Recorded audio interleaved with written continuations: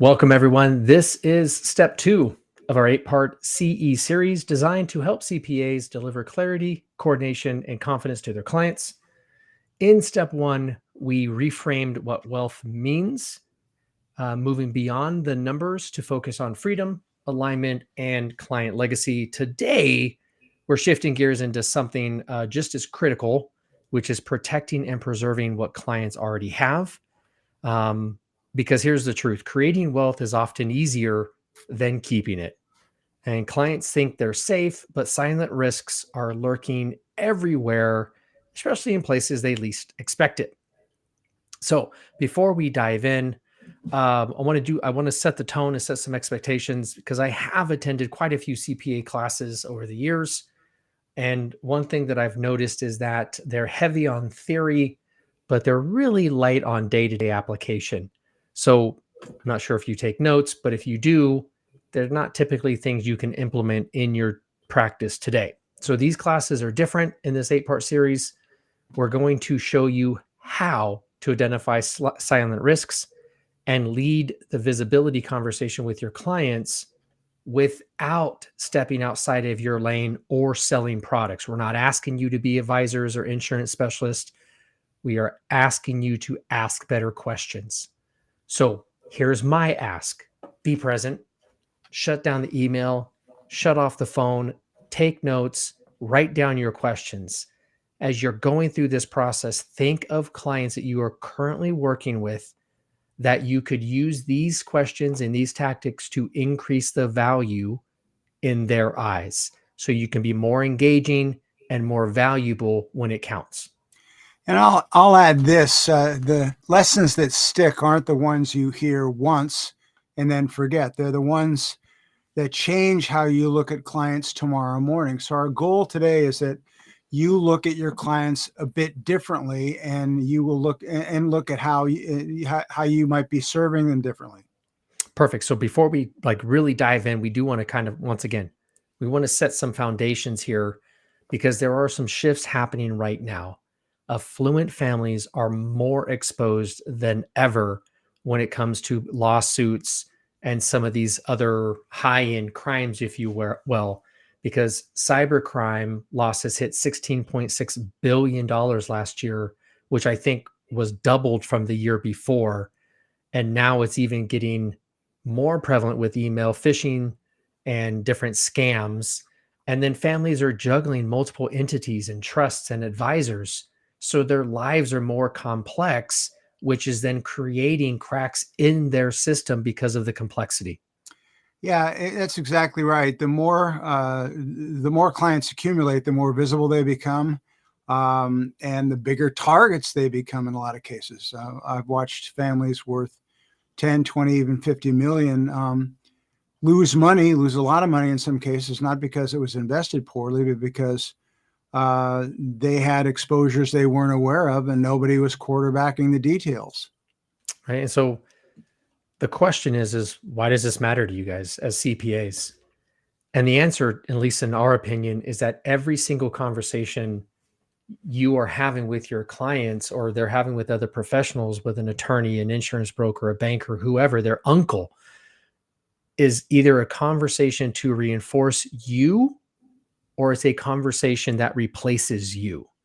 And so our intention is not to be harsh in this presentation, but the market is shifting. Compliance is being commoditized. AI is here. Advisory is what clients want, and they want their professions or their professionals to move them forward. So if you're not having these conversations, I promise you, because I've done it already, another advisor will. And when that happens, you don't just risk losing a piece of the relationship, you actually risk losing the client. And I can attest to that because I've actually moved clients from a CPA or an attorney because they weren't having these conversations. So let me make it real. At the end of 2024, like I just said, I replaced 6 CPAs with my clients because they weren't asking these questions.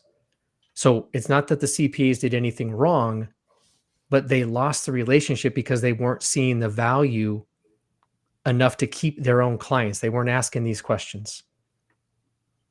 Yeah, and I think there's a danger in this.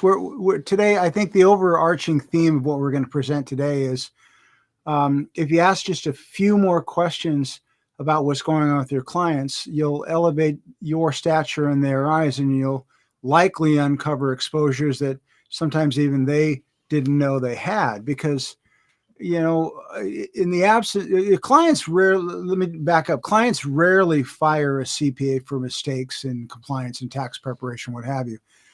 They'll fire them for silence. They'll fire you for not leading, for not being the one who connected all the pieces of their financial world together, especially when that mattered most. That's much of the reason why they come to you, and what they want you to be doing. And so that's why this isn't optional anymore. If you don't step into that quarterback kind of role, some other advisor will, and they'll wind up taking your seat at the table. So that's why step 2 is so critical. It's about not only just protecting your client's wealth, but protecting your role as their trusted advisor and becoming what they want you to become. So, what you're going to learn today, what we hope by the end of the session, you'll be able to identify some protection gaps in insurance, maybe apply an insurance audit framework just through questioning to maybe test some coverage alignments, evaluate risks caused by siloed advisors, which is a massive problem, recognize digital and legal threats that quietly erode wealth or can, and then more importantly, how do you position yourself as that quarterback, as that integrator who leads the visibility and the security of the clients?